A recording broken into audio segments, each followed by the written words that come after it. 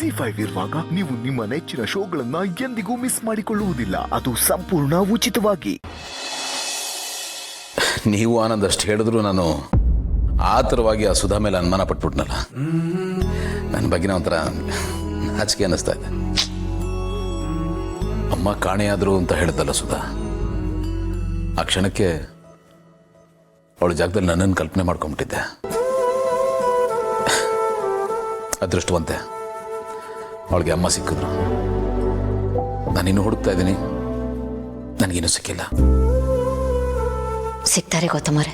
ಸಿಗ್ತಾರೆ, ಖಂಡಿತ ಸಿಗ್ತಾರೆ. ಯಾವಾಗ ಅಂತ ಗೊತ್ತಿಲ್ಲ, ಕಾಯ್ಬೇಕಷ್ಟೆ. ತನ್ನನ್ನು ನಾನು ತುಂಬ ಬಡವಿ ಅಂತ ಹೇಳ್ಕೊತಾಳೆ ಸುಧಾ, ಆದರೆ ಅವಳು ನಿಜವಾಗ್ಲೂ ನನಗಿಂತ ಬಹಳ ಶ್ರೀಮಂತೆ. ಯಾಕೆಂದ್ರೆ ಅವಳ ಜೊತೆ ಅಮ್ಮ ಇದ್ದಾರೆ, ಅವ್ರ ಪ್ರೀತಿ ಇದೆ.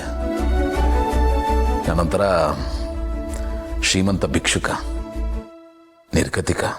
ನೀವು ಯಾಕೆ ಹಾಗೆಲ್ಲ ಅನ್ಕೊಳಕ್ ಹೋಗ್ತೀರಾ? ನಿಮ್ಮ ತಾಯಿ ಮತ್ತೆ ತಂಗಿನ ಹುಡ್ಸೋಕೆ ನೀವೆಲ್ಲ ಪ್ರಯತ್ನನೂ ಮಾಡ್ತಿದ್ದೀರಾ. ಗೊತ್ತಿರೋರ್ಗೆ ಹೇಳಿದ್ದೀರಾ, ಡಿಟೆಕ್ಟಿವ್ಸ್ ಹೇಳಿದ್ದೀರಾ. ಇಷ್ಟೆಲ್ಲ ಮಾಡ್ತಿದ್ದೀರಾ ಅಂದರೆ ಅವ್ರು ಆದಷ್ಟು ಬೇಗ ಸಿಗ್ತಾರೆ ಗೌತಮರೇ. ಪ್ಲೀಸ್ ನೀವು ಈ ರೀತಿ ಡಲ್ ಆಗಬೇಡಿ. ನಿಮ್ಮನ್ನು ನನ್ನ ಕೈಯಲ್ಲಿ ನೋಡೋಕ್ಕಾಗಲ್ಲ. ಅವ್ರ ಬಗ್ಗೆ ಜಾಸ್ತಿ ಯೋಚನೆ ಮಾಡಕ್ಕೆ ಹೋಗ್ಬೇಡಿ. ಅಮ್ಮನ ಬಗ್ಗೆನೂ ಜಾಸ್ತಿ ಯೋಚನೆ ಮಾಡಿದೆ, ಇನ್ಯಾರ ಬಗ್ಗೆ ಯೋಚನೆ ಮಾಡಲಿ ಭೂಮಿಕಾ? ನಾವು ಏನನ್ನಾದರೂ ಪಡ್ಕೋಬೇಕು ಅಂದರೆ ಅದ್ರ ಬಗ್ಗೆ ಇಂಟೆನ್ಸ್ ಆಗಿ ಯೋಚನೆ ಮಾಡಬೇಕು. ಸಾವು ಬದುಕಿನ ಪ್ರಶ್ನೆ ಅನ್ನೋ ಥರ ಇರಬೇಕು, ಆಗಲೇ ಅದು ನಮಗೆ ಸಿಗೋದು. ಇಲ್ಲದೇ ಏನೂ ಆಗಲ್ಲ ಅಂತಾರೆ, ಹೌದಲ್ವಾ? ಹಾಂ, ನೀವು ಹೇಳ್ತಿರೋದು ಒಂದು ರೀತಿಯಲ್ಲಿ ಸರಿಯಾಗೇ ಇದೆ. ಬಟ್ ನೀವು ನಿಮ್ಮ ಆರೋಗ್ಯದ ಬಗ್ಗೆನೂ ಕಾಳಜಿ ವಹಿಸಬೇಕು ಗೌತಮರೇ, ಅದು ಇಂಪಾರ್ಟೆಂಟು. ನನಗೆ ಗೊತ್ತು ನೀವು ತುಂಬಾ ಎಮೋಷ್ನಲು. ಎಲ್ರಿಗಿಂತ ನಿಮಗೆ ಸೆಂಟಿಮೆಂಟ್ ಜಾಸ್ತಿ ಅಂದರೂ ತಪ್ಪಿಲ್ಲ. ಮನುಷ್ಯ ಅಂದಮೇಲೆ ಸೆನ್ಸಿಟಿವ್ ಆಗಿರಬೇಕು, ಬಟ್ ಒಂದು ಬ್ಯಾಲೆನ್ಸ್ ಇರಬೇಕು ಗೌತಮರೇ. ನಿಮ್ಮ ಮೇಲಿರೋ ಕನ್ಸರ್ನಲ್ಲಿ ಹೇಳ್ತಿದ್ದೀನಿ. ನೀವೆಲ್ಲಾನು ಮನ್ಸಿಗೆ ತಗೊಂಡು ತುಂಬಾ ಡಿಸ್ಟರ್ಬ್ ಆಗೋಗ್ಬಿಡ್ತೀರಾ. ಒಂದೊಂದ್ಸಲ ಭಯ ಆಗುತ್ತೆ. ನಿಮ್ಗೇನಾದರೂ ಆದರೆ ಅದು ಒಳ್ಳೇದಲ್ಲ ಗೌತಮರೇ. ನನಗಿರೋದೇ ಹೀಗೆ, ನನ್ನ ಕ್ಯಾರೆಕ್ಟರ್ ಇದು. ಭಗವಂತ ನನ್ನ ಹೀಗೆ ಹುಟ್ಟಿಸ್ಬಿಟ್ಟಿದ್ದಾನೆ, ನಾನಾದರೂ ಏನು ಮಾಡಲಿ ಹೇಳಿ? ಬಟ್ ಡೋಂಟ್ ವರಿ, ಅದನ್ನು ಬ್ಯಾಲೆನ್ಸ್ ಮಾಡೋಕ್ಕೆ ನೀವಿದ್ದೀರಲ್ಲ,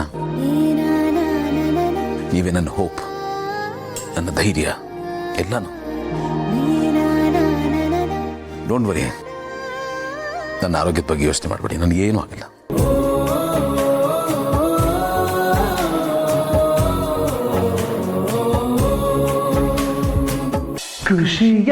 ಖುಷಿಯಾಗಿದೆಯೇಕೋ ನಿನ್ನಿಂದಲೇ.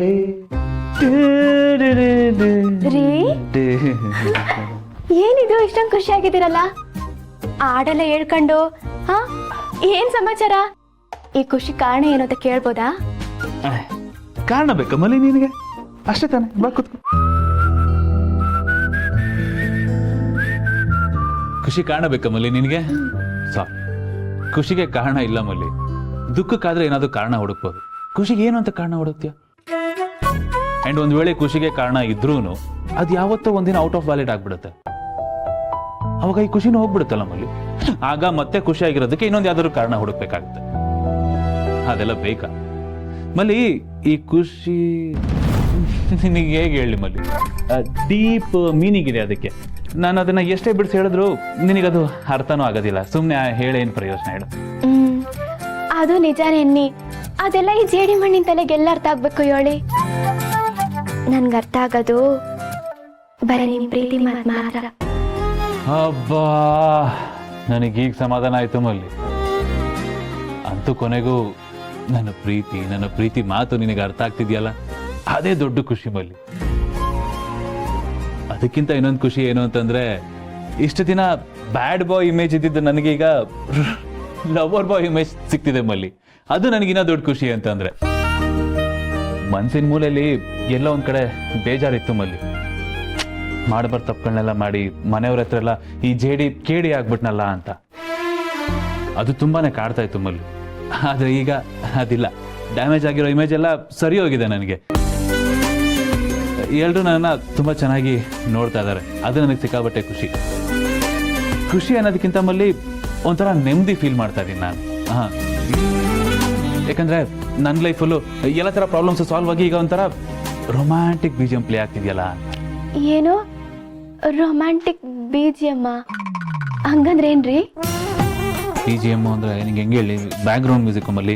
ನೀನು ಸೀರಿಯಲ್ ಸಿನಿಮಾಗಳೆಲ್ಲ ನೋಡ್ತೀಯಲ್ವಾ, ಅಲ್ಲಿ ಏನೋ ಒಂದು ಸೀನ್ ಅಂದರೆ ದೃಶ್ಯ ನಡೀತಾ ಇರುತ್ತೆ, ಅದಕ್ಕೆ ತಕ್ಕ ಹಾಗೆ ಹಿಂದ್ಗಡೆ ಒಂದು ಮ್ಯೂಸಿಕ್ ಪ್ಲೇ ಆಗ್ತಿರುತ್ತೆ ನೋಡು. ಹೋಗು ಮಲ್ಲಿ, ನೀವೆಲ್ಲ ಕೇಳಬೇಡ. ನಿಂಗೆ ಕೇಳಿದ್ರೆ ನಂಗೆ ಹೇಳೋಕ್ಕೂ ಆಗಲ್ಲ. ನಂಗೆ ಇಲ್ಲ ಇಲ್ಲ, ನಂಗೆ ಗೊತ್ತಾಯ್ತು. ಇದು ಹಿನ್ನೆಲೆ ಸಂಗೀತ ಅಂತಾರಲ್ಲ ಅತ್ತಾನೆ. ಅದೇ ಅದೇ ಒಂಥರ ಅದೇ. ಮತ್ತೆ ಮಲ್ಲಿ, ನನ್ನ ಖುಷಿಗೆ ಏನೊಂದು ಕಾರಣ ಇದೆ. ಏನು? ನಮ್ಮ ಮನೆಯವರೆಲ್ಲ ನನ್ನನ್ನು ಶ್ರಮಿಸಿದ್ದಾರೆ. ನೀನು ನಮ್ಮವನೇ ಕಣಪ್ಪ ಅಂತ ನನ್ನನ್ನು ಬಾಚಿ ತಪ್ಕೊಂಡಿದ್ದಾರೆ. ಅದು ನನಗೆ ತುಂಬ ಖುಷಿ ಆಗ್ತಿರೋದು.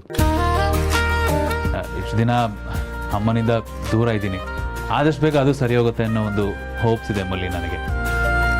ಮಲ್ಲಿ, ಎಲ್ಲರೂ ನನ್ನನ್ನು ಹ್ಯಾಂಡಲ್ ವಿತ್ ಕೇರ್ ಪ್ರಾಡಕ್ಟ್ ಅನ್ನೋ ಥರ ನೋಡ್ತಿದ್ರು, ಆದರೆ ಹೀಗಾಗಲ್ಲ. ಈಗ ನನ್ನ ತುಂಬ ಚೆನ್ನಾಗಿ ಮಾತಾಡಿಸ್ತಾರೆ, ನಾನು ಒಬ್ಬ ಮನುಷ್ಯ ಅಂತ ರೆಕಗ್ನೈಸ್ ಮಾಡಿದ್ದಾರೆ. ಆದರೆ ಮುಂಚೆ ಇವನು ಡೇಂಜರಸ್ಸು, ಇವನು ಸರಿ ಇಲ್ಲ, ಇವನು ಮನುಷ್ಯನೇ ಇಲ್ಲ, ಇವನ ಹತ್ರ ಹುಷಾರಾಗಿರ್ಬೇಕು ಅಂತೆಲ್ಲ ನೋಡ್ತಿದ್ರು. ಅವಾಗ ನನಗೆ ತುಂಬಾ ಹರ್ಟ್ ಆಗೋದು ಮಲ್ಲಿ. ರೀ ಹೋಗ್ಲಿ ಬಿಡಿ. ಈಗ ಆಡಿದನ್ನೆಲ್ಲ ನೆನ್ಸ್ಕೊಂಡು ಯಾಕೆ ಮನ್ಸಿಗೆ ನೋವು ಮಾಡ್ಕೊಂತೀರಾ? ನೋಡಿ, ಜೀವನ ಅಂದ್ರೆ ಹಂಗೆಯ. ಹಿಂದೆ ಆಗಿದ್ದನ್ನೆಲ್ಲ ಬಿಟ್ಟು ಮುಂದೆ ಏನ್ ಮಾಡ್ಬೇಕು ಅನ್ನೋದ್ರ ಬಗ್ಗೆ ಗಮನ ಕೊಡ್ಬೇಕು. ಹಂಗಂತ ನಮ್ಮ ತಾತ ಹೇಳ್ತಿದ್ರು. ತಾತ ಹೇಳ್ತಿದ್ರ? ಹೆಂಗೆ ಮಲ್ಲಿ? ಅದ ಹಂಗೆಯ. ಅವ್ರ ಭಾಷೆ ನನಗೆ ಮಾತ್ರ ಅರ್ಥ ಆಗೋದು. ಕರೆಕ್ಟ್. ಅದು ಮಲ್ಲಿ, ತಾತಂದು ಭಾಷೆಗೂ ಮೀರಿದ ಭಾಷೆ. ಅದು ಅವ್ರಿಗೆ ಬಿಟ್ರೆ ನಿನಗೆ ಮಾತ್ರ ಅರ್ಥ ಆಗೋದು. ತುಂಬಾ ಗ್ರೇಟ್ ನೀನು. ಬೇಕಂದ್ರೆ ಮಲ್ಲಿ ಒಂಚೂರು ಕಷ್ಟಪಟ್ರೆ ಚೈನೀಸ್ ಭಾಷೆನೇ ಕಲ್ತ್ಕೊಡ್ಬೋದು, ಆದ್ರೆ ನಿಮ್ಮ ತಾತನ ಭಾಷೆ ಕಲಿಯಕ್ಕಾಗಲ್ಲ ನೋಡು. ಏನು ನಮ್ಮ ತಾತನ ಟಿಂಗಲ್ ಮಾಡ್ತಿದ್ದೀರಾ? ಅದು ಟಿಂಗಲ್ ಅಲ್ಲ ಮಲ್ಲಿ, ಕಿಂಡಲ್. ಅದೇ ಅದನ್ನ ಮಾಡ್ತಿದ್ದೀರಾ? ಚೇಚೆ, ಎಲ್ಲಾದ್ರೂ ಉಂಟಾ? ತಾತ ನಾನು ಹಂಗೆಲ್ಲ ಕಿಂಡಲ್ ಮಾಡ್ತೀನಿ. ನಮ್ಮಲ್ಲಿ ನಾನು ಎಲ್ರಿಗೂ ರೆಸ್ಪೆಕ್ಟ್ ಕೊಡ್ತೀನಿ, ಅದರಲ್ಲೂ ಸೀನಿಯರ್ ಸಿಟಿಸನ್ಸ್ಗೆ ಇನ್ನೂ ಜಾಸ್ತಿ ರೆಸ್ಪೆಕ್ಟ್ ಕೊಡ್ತೀನಿ. ಅದು ಗೊತ್ತಿಲ್ವಾ ನಿಂಗೆ? ಗೊತ್ತು. ನಾನು ಸುಮ್ಮನೆ ಹಂಗೆ ಕಾಲು ಹೇಳ್ದೆ ಅಷ್ಟೇ ರೀ. ಮತ್ತೆ ಇನ್ನೊಂದೇನು ಗೊತ್ತಾ? ಹೇಳು ಮಲ್ಲಿ. ನೀವು ಮತ್ತೆ ಅತ್ತೆ ಮೊದ್ಲಿನ ತರ ಸಂದಾಗಿರ್ಬೇಕು ಅಂತ ನಾನು 101 ರೂಪಾಯಿನ ಅಷ್ಟೊಂದು ಪಟ್ಟೆಲಿ ಕಟ್ಟಿಟ್ಟಿದ್ದೀನಿ. ಹಂಗ್ ಮಾಡಿದ್ರೆ ಒಳ್ಳೇದಾಯ್ತದಂತೆ, ಮನ್ಸಾಗ ಏನ್ ಅನ್ಕೊಂಡ್ರುವ ಈಡೇರ್ತದಂತೆ. ಹೌದಾ? ಒಳ್ಳೇದಾಯ್ತದಂತ? ಇದೆಲ್ಲ ಯಾರು ಹೇಳಿದ್ದು? ನಿಮ್ ತಾತ ಹೇಳಿದ್ರಾ? ಹ್ಞೂ ರೀ. ನಿಮ್ಗೇನ್ ಗೊತ್ತಾಯ್ತು? ಅಂತದೆಲ್ಲ ಹೇಳ್ಕೊಡೋದು ನಿನಗೆ ನಿಮ್ ತಾತನೇ ಅಲ್ಲ ಮಲ್ಲಿ. ಅದಕ್ಕೆ ಆ ಬೇಸ್ ಮೇಲೆ ಗೆಸ್ ಮಾಡ್ದೆ. ಹೆಂಗೆ ನಾನು? ಜಾಣ ನೀವು. ಜಾಣನ ನಾನು? ಜಾಣನ ನಾನು? ಬೇಡ. ಬೇಕು. ಬೇಡ ರೀ. ಬೇಕು ರೀ. ಸುಮ್ಮನಿರ್ರಿ. ಸುಮ್ಮನಿರಕ್ಕಾಗಲ್ಲ ರೀ. ಸರಿ, ಕೊಡ್ತೀನಿ.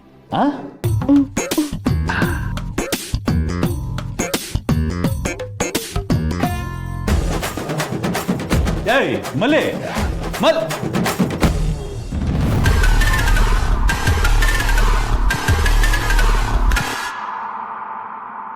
ZEE5 ಆಪ್ ಡೌನ್ಲೋಡ್ ಮಾಡಿ ಎಲ್ಲಾ ಸಂಚಿಕೆಗಳನ್ನು ಸಂಪೂರ್ಣ ಉಚಿತವಾಗಿ ನೋಡಿ.